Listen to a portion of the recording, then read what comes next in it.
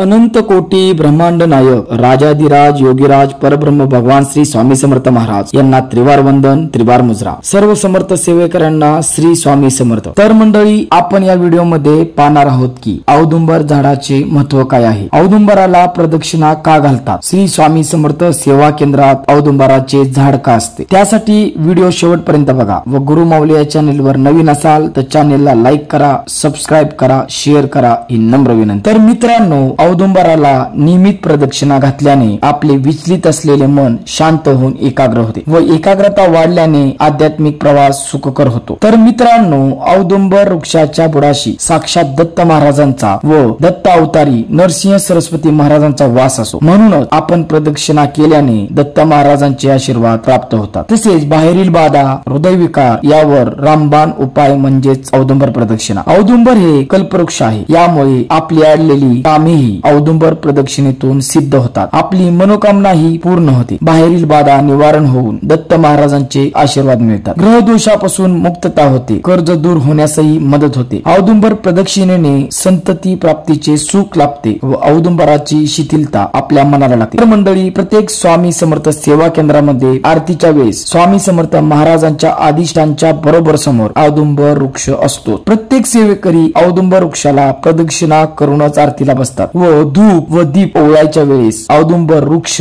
व महाराज यांच्यामध्ये कोणालाही येऊ दिले जात नाही, कारण प्रत्यक्ष दत्त महाराज त्या औदुंबर वृक्षाखाली विराजमान असतात। सप्ताहाच्या काळामध्ये सुद्धा औदुंबर प्रदक्षिणेला खूप महत्व दिले जाते व विशिष्ट तालात औदुंबर प्रदक्षिणेचा फेराही धरला जातो। या प्रदक्षिणेमुळे संपूर्ण वातावरण आनंदी व उत्साही होऊन जाते। तर मंडळी, हा व्हिडिओ तुम्हाला कसा वाटला हे कमेंट मध्ये नक्की कळवा। झालेली सेवा स्वामी चरणी अर्पण करतो आणि थांबतो। श्री स्वामी समर्थ।